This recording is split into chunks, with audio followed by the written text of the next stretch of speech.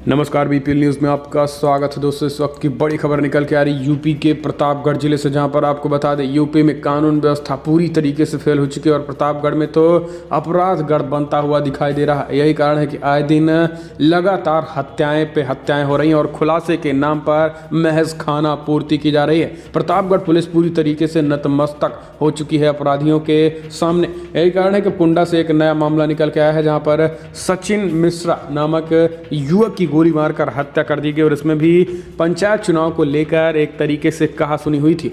आपको बता दें कि मामला निकल के आया है पंचायत चुनाव से पहले का। सचिन को जान से मारने की धमकी भी दी गई थी, जिनमें से 5 लोगों को नामजद आरोपी बनाया गया है। प्रधान सहित 6 के खिलाफ एफआईआर दर्ज कर दी गई है। इस बीच आपको बता दें कि अभी तक आरोपियों की गिरफ्तारी नहीं हुई थी, जिसके यही कारण है कि फिलहाल अब परशुराम सेना ने भी आर पार का ऐलान कर दिया है। उन्होंने कहा है कि अगर 24 घंटे में आरोपियों की गिरफ्तारी नहीं हुई तो देश भर में इसके खिलाफ उग्र प्रदर्शन किया जाएगा। आपको बता दें कोई पहला मामला नहीं है। प्रतापगढ़ में इस तरीके के खास करके ब्राह्मणों का हत्याएं लगातार हो रही हैं। उसके बावजूद भी सरकार और पुलिस प्रशासन प्रतापगढ़ की नतमस्तक है अपराधियों के सामने। संरक्षण में, पुलिस के संरक्षण में लगातार अपराध हो रहे हैं और आरोपियों की गिरफ्तारी के नाम पर खाना पूर्ति हो रही है। इस घटना की बात करें तो इस घटना में भी पुलिस प्रशासन को पूरी तरीके से उनको पता था, उसके पहले ही परिजनों ने बता दिए थे। दरअसल मामला पंचायत चुनाव के पहले का है, जहां से सचिन को जान से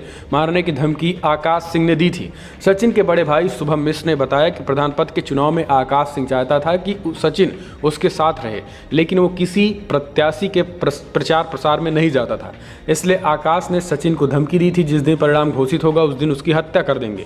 धमकी मिलने के बाद सचिन बहुत कम घर से बाहर जाता था, लेकिन रविवार को बारात में वो अपने दोस्तों के साथ गया था। ऐसे में पूर्व में दी गई धमकी के तहत आकाश अपने साथियों के साथ जा रहा था, जिसकी गोली मारकर उनकी हत्या कर दी गई थी। अब इस मामले में 6 लोगों के वर्तमान प्रधान सहित प्रयागराज जिले की नवाबगंज पुलिस में ने आकाश सिंह व विकास सिंह पुत्रगढ़, बाबाराज सिंह, रूहिल निर्मल पुत्र राजेश निर्मल, प्रधान शैलेश सोनकर पुत्र श्यामलाल निवासी गढ़ पीरनगर, आशीष निवासी रायगढ़, महेशगंज अजीत कुमार के नाम पर मानिकपुर में हत्या जानलेवा बलवा का मुकदमा दर्ज कर लिया गया है। नवाबगंज SO1 के दीक्षित ने नामजद आरोपियों की गिरफ्तारी के लिए 2 टीमें भी लगाई गई हैं, जो संभावित स्थानों पर दबिश दे रही हैं, लेकिन अभी तक गिरफ्तारी न होने की वजह से कल परशुराम सेना भी पहुंची उनके घर।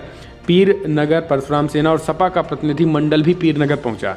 पीड़ित परिवारों से बात करने के बाद सीओ से बातचीत की, आर्थिक मदद, नौकरी, शस्त्र लाइसेंस समेत विभिन्न मांगों पर चर्चा की। न्याय के लिए परिवार के साथ संघर्षों पर भरोसा दिलाया है कि अगर परिवार को न्याय न मिला तो संघर्ष करेंगे।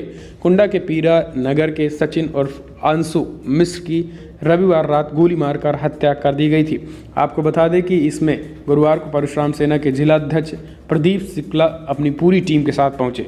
इसके साथ ही समाजवादी पार्टी के जिलाध्यक्ष अनीस खान की अगुवाई में सपा का प्रतिनिधि मंडल भी पहुंचा और दोनों संगठनों ने एक तरीके से योगी सरकार पर बड़ा हमला भी बोला और कहा कि योगी आदित्यनाथ शासन में कानून व्यवस्था पूरी तरीके से फेल हो चुकी है। आए दिन लगातार हत्याएं हो रही हैं।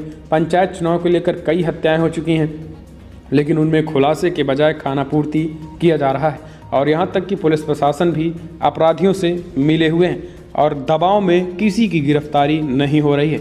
इस बीच आपको बता दें कि समाजवादी पार्टी जिलाध्यक्ष अनीस खान के साथ साथ अभिषेक तिवारी और कई नेता भी मौजूद थे। प्रदीप शुक्ल ने 24 घंटे का सरकार को मोहलत दिया है कि परिवार को कम से कम 50 लाख की आर्थिक मदद दी जाए। अगर नहीं होता है शस्त्र लाइसेंस भी दिया जाए। अगर ऐसा नहीं होता है तो 24 घंटे में प्रदेश भर में उग्र प्रदर्शन की धमकी भी दी।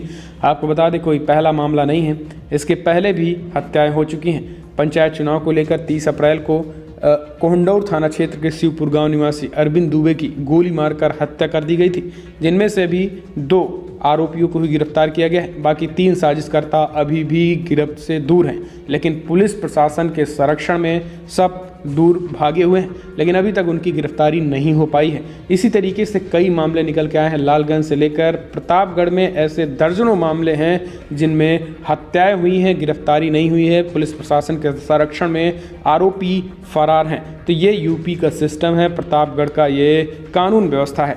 तो दोस्तों, योगी राज में कानून व्यवस्था को लेकर आप कैसे देखते हैं, कमेंट के माध्यम से अपनी राय देना ना भूलें। चैनल को पल पल के अपडेट के लिए सब्सक्राइब करें। मृतक सचिन मिश्रा के परिवार को न्याय मिलना चाहिए और उसकी आर्थिक सहायता एसडीएम साहब से वार्ता हो गई है, वो भी जल्द से जल्द मुहैया कराएंगे। शस्त्र लाइसेंस की भी बात सीओ साहब से हो गई है, वो भी हो रहा है। बाकी अपराधियों की धरपकड़ जारी है। 24 घंटे का समय परशुराम सेना ने दिया है। 24 घंटे के अंदर अगर शासन प्रशासन गिरफ्तारी नहीं कर लेता है तो परशुराम सेना द्वारा उग्र आंदोलन होगा, जो कि उत्तर प्रदेश के हर जनपद में होगा, जिसकी सारी जिम्मेदारी शासन प्रशासन की। ने पहले भी कह रखा है कि 48 घंटे का समय दिया था, जिसमें 24 घंटे बीत गए, 24 घंटे शेष हैं। यदि इन 24 घंटों में गिरफ्तारी नहीं होती है तो न्याय मिलने तक सत्याग्रह शुरू होगा और वो प्रदेश में ही नहीं पूरे देश के कोने कोने में स्वर्ण भारत परिवार जंग छेड़ेगा। इस मुद्दे को ले जाएगा पूरे देश में। जब तक इन्हें न्याय नहीं मिलता है, ये बड़ा दुर्भाग्यपूर्ण है कि यहाँ लचीला रवैयापन है, चाहे वो प्रशासन का हो चाहे शासन का हो। एक जिम्मेदार व्यक्ति नहीं आता है, किसी अभी रसूख वाले व्यक्ति के यहाँ होता है तो डीएम, कमिश्नर, इवन पता नहीं कितने कितने अधिकारी आ जाते हैं। ये कितना दुर्भाग्यपूर्ण है कि एक बालक, एक निरीह कमज़ोर परिवार का, ब्राह्मण परिवार का बालक मारा जाता है और आज तक एक भी जिम्मेदार अधिकारी नहीं आता है यहाँ। ये बड़े शर्म की बात है। तो पुलिस प्रशासन को पहली चेतावनी तो पुलिस प्रशासन को है।